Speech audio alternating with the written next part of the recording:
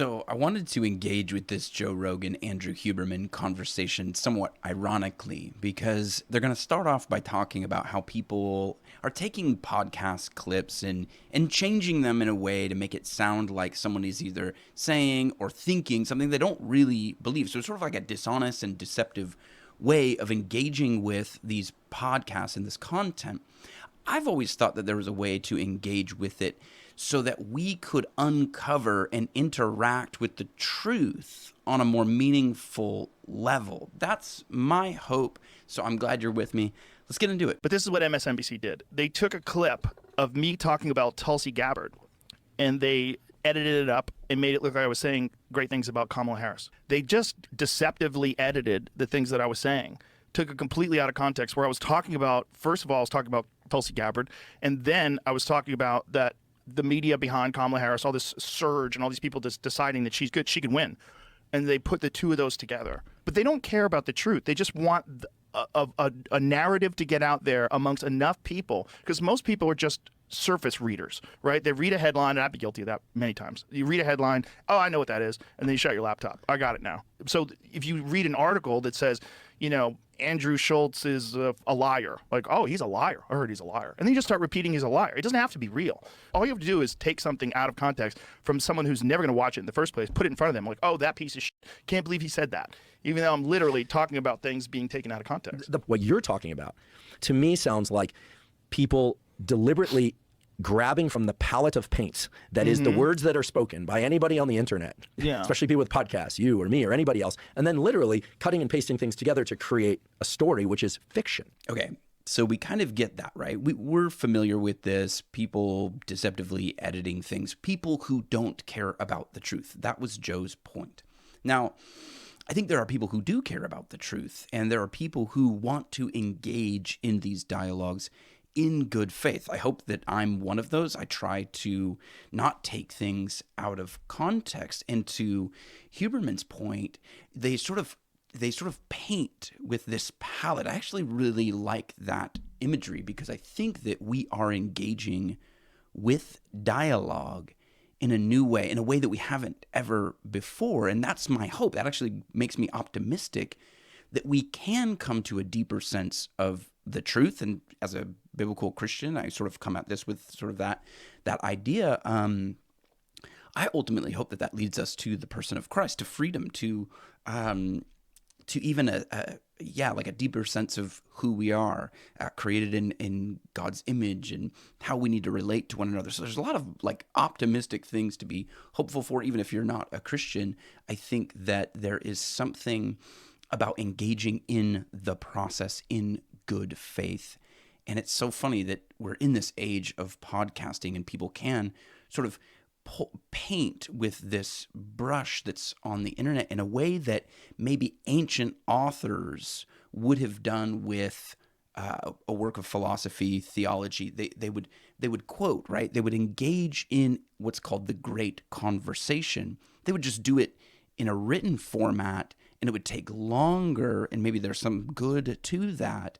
But today we can kind of like sift through this stuff a lot faster. The reason why MSNBC was exposed for what they did is that clearly people could just go back to Joe's original podcast and look at it and go, yeah, he didn't say any of that the way they made it sound. And so in one sense, there's a lot more opportunity for people to attempt to deceive, but there's also a lot more opportunity for us as participants in the dialogue to kind of call out the lies when we see them. So what happens? The truth emerges. That's a cool thing, man. So, and I think that Andrew Huberman is a really interesting person to have this conversation with, because he's a biologist who focuses on the brain. And so how are we engaging with this from a biological standpoint, a philosophical standpoint, a theological standpoint? I think all of those disciplines, their hope is to understand the truth in a deeper, more meaningful way. And I wonder if now we have tools to do that in a way we've never seen before. So much of what we've been talking about today is like the media. At what point do we realize there are portions that are true, there are portions that are made up? Well, they're making themselves obsolete. And this is what I believe. I believe that human beings should be able to differ on opinions, but I should know that you're being honest and you're telling the truth. So as soon as you write something that I know is biased and twisted and you've distorted things and taking things out of context, well, I know that you're not in the truth game. So your opinion's nonsense. Whatever you say is horseshit. I want to talk to someone that's trying to figure out what's right and what's wrong, not someone who's trying to win. And everybody's trying to win. This is a real problem, and it's a real problem. With win the discussion. They attach whatever the discussion is, whether it's weightlifting is more important than cardio, or you should be a vegan versus you should be a carnivore. They attach whatever this argument is to their own sense of self-worth, and it's very important to them that they counter your arguments and win this little chess match. I play games. So I don't like playing games when I talk to people. I like playing pool. I like the game is like making people laugh. The game is jujitsu. How do I get your back? Like, these are games I like. I like games. When I communicate, I don't like games. But I recognize that, especially earlier in my life, before I started recognizing patterns in podcasts, like, what don't I like when people are talking? I don't like when someone's biased. I don't like when someone is talking over people. I don't like when someone's misrepresenting someone's words, or someone's trying to win rather than considering what the other person's saying. So when someone's considering what the other person's saying, and then you get this beautiful sort of sharing of ideas without ego. The real problem is the ego getting attached to winning a conversation and being correct. And they get in this fucking frenzy where they can't even communicate anymore, and they're completely attached and married to their ideas. The best advice I can give people on this is, don't be attached to your ideas. They're just ideas. Examine why you believe them. There's many times in my life where someone has hit me with some facts, and I thought about I go, oh, you know why I believe that? This is why. Because I thought this. So I think that what we're seeing is there's maybe two approaches. Some people on the internet just want to win, right? They just want to win. They just want clicks. They just want attention, but they're not really interested in truth. They're not explorers. They're not curious. They're not motivated by curiosity. And then there's this other group, and I hope that I fit into this category. And if this is your first time in the podcast, give me your take here. Let me know if I'm wandering too far off the path. And those of you that have been here for a while and you sort of get the vision behind this podcast, again, I hope that the community can hold me accountable, can hold this sort of art form, if you will, accountable to the fact that we want to maintain curiosity. We want our goal to be the truth, and we're not necessarily trying to win a point. Now, there's a part of this, and they even talked about wrestling a little bit, and it's come up on the podcasts before, but there's a point about this which ties to philosophy and even theology. You can think of Jacob, wrestling with God, right? So like if you engage, if you participate in good faith, when you lose, you win. So if I put my idea out there, of course, it's something I believe in, and I want to be right. I don't want to be wrong. Nobody wants to be wrong. And so I put forth an idea that I'm like, I think this is the way it is.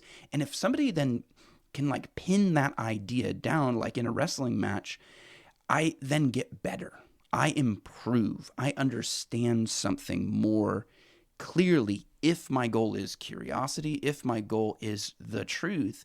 So when somebody exposes an area of my thinking that needs correction, I win. I win because my goal is the truth. And again, I say this as a Christian person. Like, I think far too often, sometimes we, even in sort of the Christian circle, it's like, oh, I can't be wrong. I can't be wrong about this. And we sort of hold on to it for dear life, realizing that, well, in theology, nobody's an expert. Nobody has this all figured out. So there's always going to be an area of my theology or my philosophy that needs correction. So in a wrestling match, in philosophy, in these types of dialogues, I think it's actually kind of great that when we lose, we win. And I think that there's something to the fact that like Socrates played like these philosophical works that come to us from like the ancient past were often written in a dialogue. And so here we are again. There's something really powerful about good dialogue, and there's something really cool about the fact that we can sort of take a bird's eye view to a conversation like Joe Rogan and Andrew Huberman that we would have never been able to see before. If these guys were sitting down having this conversation in a coffee shop, it would have been great for them, and maybe a few people that overheard them, but in the end, it'd be like an ice sculpture. It would eventually melt away. But now we can sit here and we can kind of look at it and go, okay, Joe talked about noticing patterns in podcasting and noticing what he liked and didn't like. And he used that to improve his own podcasts. So we're studying human behavior in a way that we haven't before, So again, fascinating stuff. Would love to hear your thoughts on this. And now I've connected and when I'm engaging with someone, I'm not just engaging in this pure intellectual sharing of ideas and a discussion of merit. I'm now in a win-lose situation. I'm trying to win. And I could win by deception. And you see people do that all the time. And it's so gross when you catch people doing that on a podcast. When you realize you're not even considering these other possibilities because you're dismissing them without any consideration because you just want to achieve a goal of victory. You just want to play checkmate. And that's why the media is going to make themselves obsolete, because that's not happening in podcasts. In the best podcasts, whether it's Chris Williamson, whether it's Lex Friedman, the best podcasts are a true conversation. And I want to know why you think the way you think. And when I get that in my head, I can consider it. And then I can say, well, this is why I don't think that's true, because I think this way. This is my perspective. I might be wrong. I might be right. But this is just how I feel. And it's when you can do that and learn how to do that, and it took me a while to learn how to do that, it makes all conversations better. It makes all friendships better. Like, you get to really understand why a person, you just attributing all these negative things to a person. And then you can work things out. You could talk about things, and as long as the person's not bullshitting you. As soon as you got people in your life that are bullshitting you, it's like, oh, you're not even having real conversations. You're playing a stupid game of tic-tac-toe all day long with your friends. When your friends can open up to you. And this is one of the reasons why people like sharing embarrassing information with friends, because I know I can trust you. I can tell you the stupid thing that I did. And you go, oh my God, I did that too. You're like, ah! And then but when a person goes, well, I would never could do that. I would have figured that out a long time ago. I wouldn't have done it that way. I'm like, oh, well, that guy's he's not willing to be vulnerable with me, because he always wants to be socially a step up. He wants his status to be in a position of, this is the guy that doesn't make those mistakes, which is crazy. That's crazy, especially among friends. I've always been blessed that there's been very little, if any, hierarchy in my friends. We knew who was better at certain things than others. I had this realization the other day in a meditation. No psychedelics involved in this one. And I realized I can continue to just be curious and explore. And I think it's that ego detachment, a little slice of that. This is bad, this is good, I'm learning from this was good, this was hard, I learned a lot from that, I learned what I needed to change from that, and just be moving forward. It's this removing this thing of like you said, this game all day long of this need to win, right? It's sort of like being an explorer. I'm a brain explorer. I've been a brain explorer for a long time. I love biology, love animals. I'm an explorer. And I think the definition of curiosity to me is that you're not attached to the outcome. You just want to know what's real. Right, but too many people are attached to the outcome, and I think that's a tremendous trap. And that's why I wanted to talk about it, because it's something that I had to learn, because I was always attached to winning an argument. If I got in a discussion, a disagreement with someone, I was always attached to being the one who was correct. Okay, so the best podcasts are true conversations, and the best conversations are the ones where you have sort of an ego detachment. You don't really care to win sort of an argument. You just want to engage. You want to listen and respond and have somebody else's ideas inspire your ideas. I did a podcast a little while back when Russel Brand interviewed Richard Dawkins, and I just noticed that, Russel Brand seemed very curious, and Richard Dawkins seemed very ideologically committed. And you can see where it went. I mean, Russel Brand eventually gave his life to Jesus. I mean, I don't know if there's something to this podcasting and people discovering their faith or rediscovering their faith, and then people that can't really engage with it. I don't know that people who have ideological commitments, they certainly can have success with a podcast, because there's other people who share those same ideological commitments, and you create an echo chamber. But something like Joe Rogan, I mean, he just brings on people from all different walks of life, and so it has this more universal appeal, and I think is a better reflection of the soul of humanity. And so I don't, maybe it seems hyperbolic, but why would it be that someone like a Russel Brand ends up being baptized as a Christian? And Richard Dawkins has sort of softened on his position as well, and he has a podcast. So I wonder if there's something to this. But what's interesting is that you're following the logos. Okay, that's kind of a concept here. When your ego isn't attached to an outcome of the conversation, you're just following the conversation. You're following the logos, the word. And the dialogue, the dialogos, is like this. You're engaging with the living word. That would be the idea of dialogos, and you can look at John Vervaeke, his work in that, and even Jordan Peterson. I'm actually going to bring in Jordan Peterson into this new conversation that we've created, because I think he had some interesting things to say in a Joe Rogan podcast not too long ago. But it's this idea that you follow the logos, the word. And again, I'm not trying to be super ideologically committed here, so feedback welcome. As a Christian, I know that the word became flesh and dwelt among us. So there is something from my perspective that is hyper valuable. I don't know. There's some intrinsic, meaningful thing that we're pursuing here when we pursue good faith dialogue, when we engage, when we follow the logos, and ultimately, I think that leads us to a person. It did for me, and so really interesting stuff.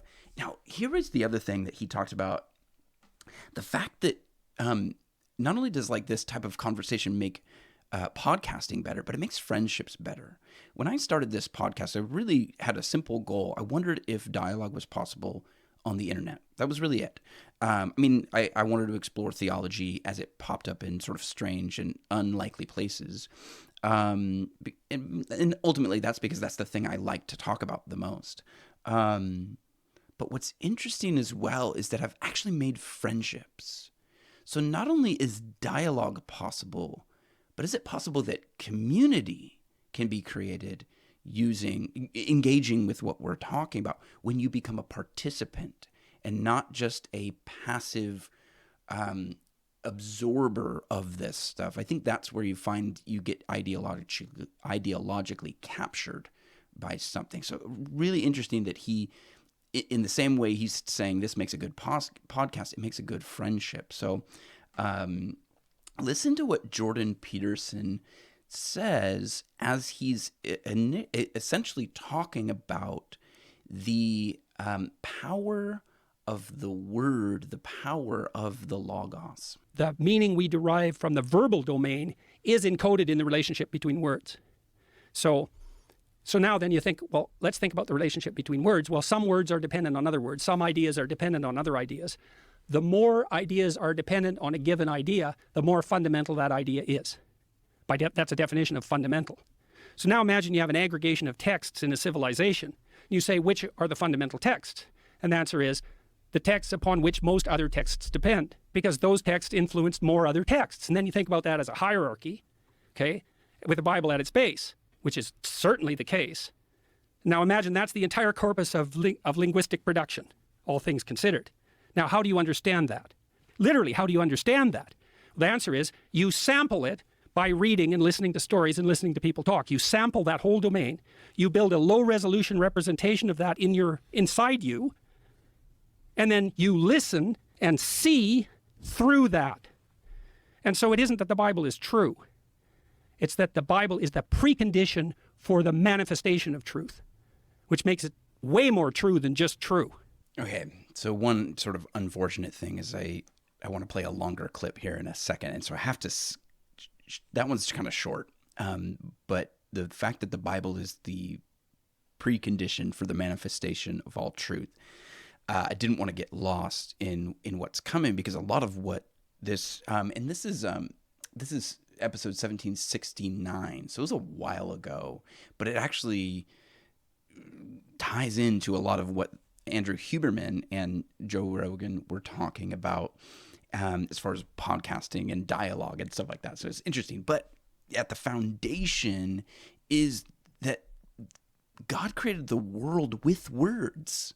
The word became like we are engaging in the stewardship of the word. It's a tool. It's powerful. It's something, there's something intrinsically valuable about just words because of how God created this world. And what he's talking about with all these classic works is that they endure through time because they contain more truth, and more people interacted with that truth over time. So Shakespeare or Dante or something like that is the stuff that didn't contain truth or enough truth to be valuable was pushed to the side. Just like what Joe is saying is podcasting is becoming more popular, and the way people are doing news media is sort of being pushed to the side. Why? Because people who are engaging in podcasting in a good faith manner are curious. They're explorers. They want to discover the truth. And yet people who are part of a news media program are just trying to make money. So they're just going to do that in whatever nefarious way they can. And so I think, and this is just my theory, is that we're seeing something like that classical sifting in podcasting where we're losing the stuff that's not super helpful and we have access to more that is helpful. Ultimately, that has to be true because there's some truth to what Jordan Peterson is saying about the Bible, that it's the precursor, right? We have to have this word if we're going to have all the other words make sense. And so, and I kind of had to pause it right there for nostalgic purposes because I was on a hike when I heard him say that, and I had to stop where I was. I literally stopped in my tracks when I heard Jordan Peterson say what he just said here. So just wanted to share that with you. This was kind of one of the places that was sort of a genesis of what I wanted to do here with this podcast. So it's funny that we're sort of coming full circle here. But let's check out the rest of it. Again, I'm sort of constrained by the sort of fair use guidelines here.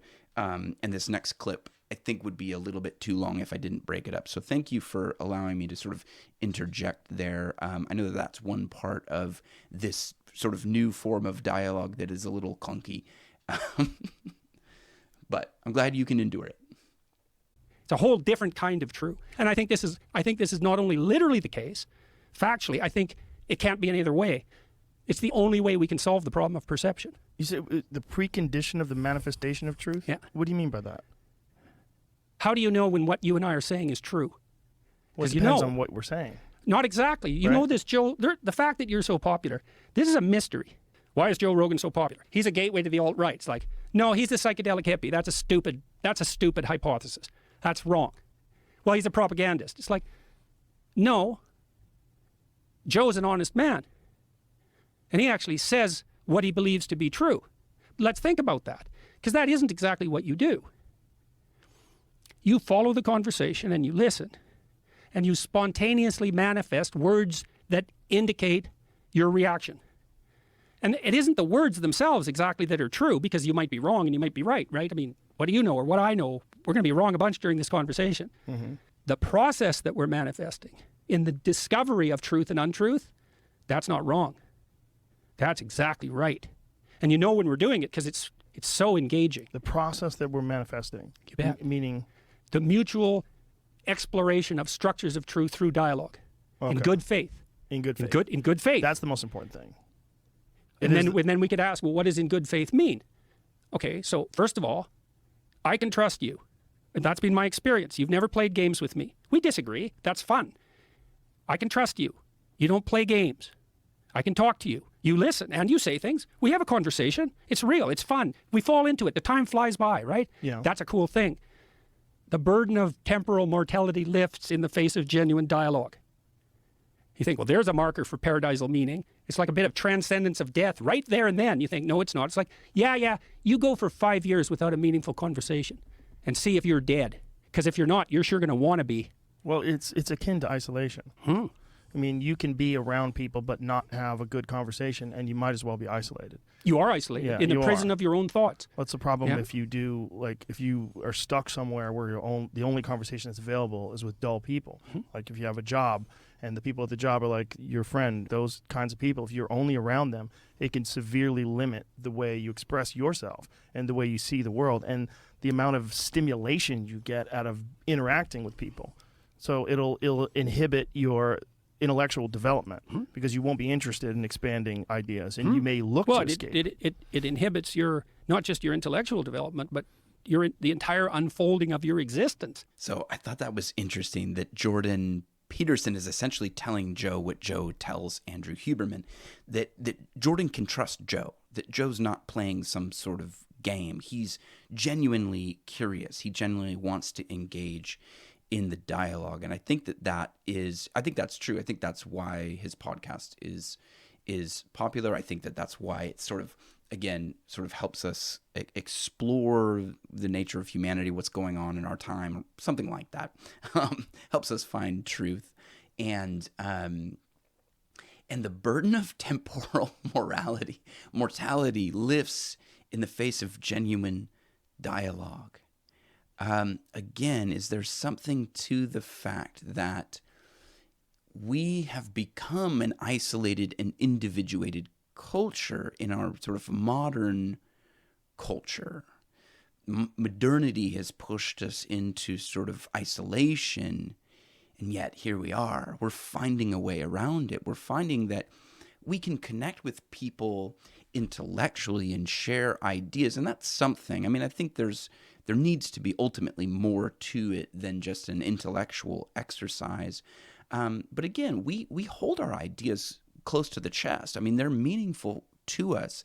And so there is an emotional connection that we have. And that sometimes gets in our way of genuine dialogue, but it can also be a good thing. And so it's really fascinating because, again, I'm gonna pull in another podcast clip here where Joe is talking to Will Storr.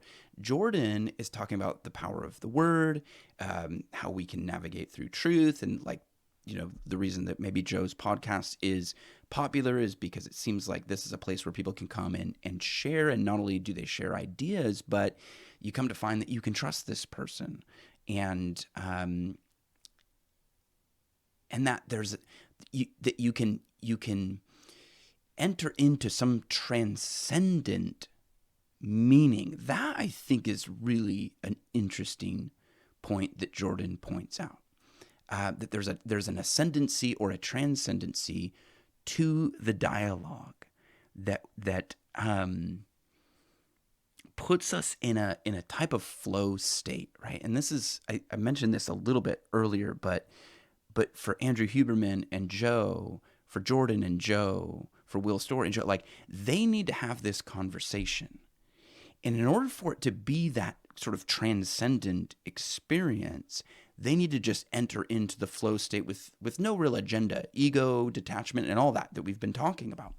And then something sort of magical happens. And, these 3-hour conversations are very popular. Why? Because I think there is some sort of transcendent meaning taking place, or we're finding some meaning. And I think that is, again, a clue to the fact that, and again, I'm a Christian person. I'm just going to say that flat out. There's a person if you follow the Logos, there's a person there, and it's Christ. And the Bible tells me that he holds all things together. And again, you're sifting through all the stuff that's not really true enough to endure. It's false, it's deceptive, it's lies. And you're navigating through, and you ultimately find the truth is a person.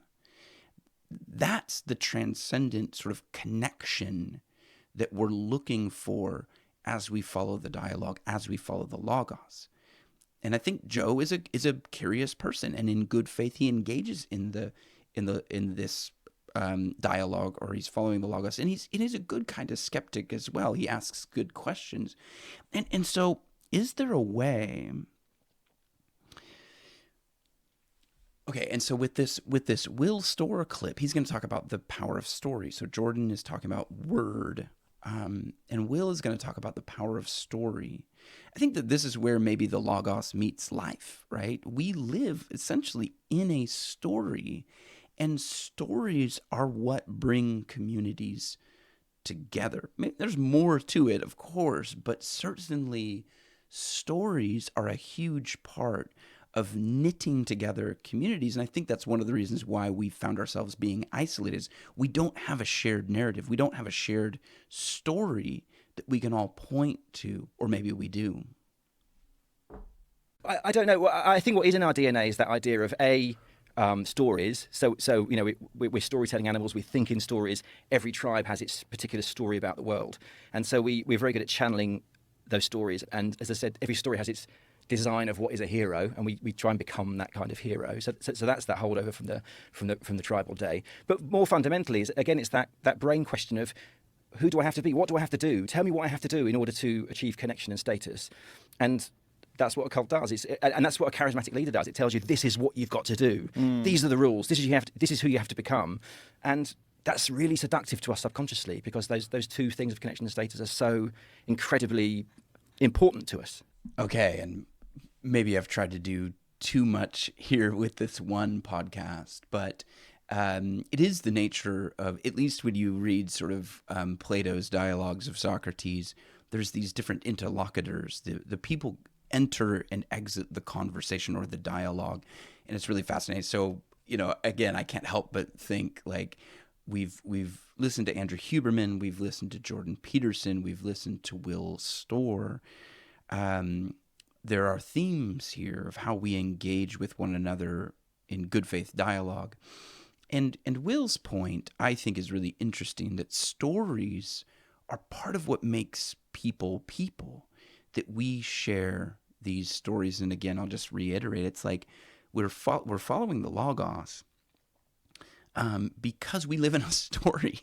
We're finding the author of this story, and it's interesting. And they go into this a little bit, and maybe I will put this clip as well, but Joe asked the question about teaching this to young people, helping young people understand this so that they don't fall into deception.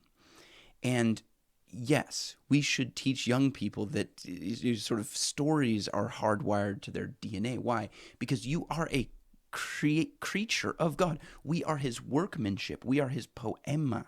There's this narrative that God is crafting that we are essentially a part of it. He is the author. Now, he's written himself into the story, which, again, is sort of fascinating to think that we've arrived at that place.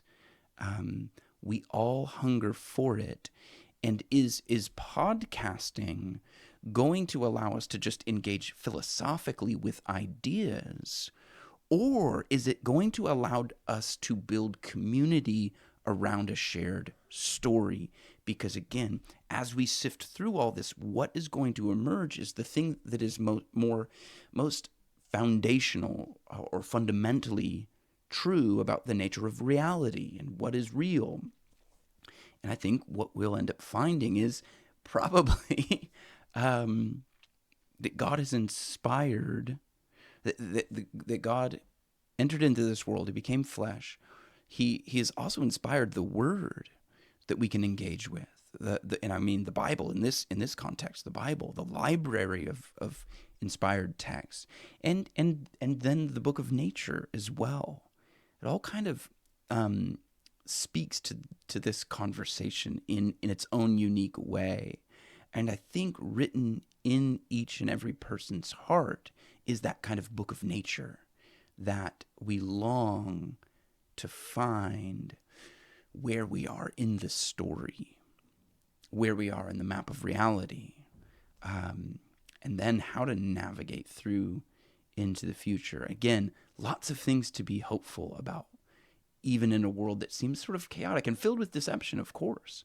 Now, the point of students, of young people, I think that they are more perceptive about this little game that's going on.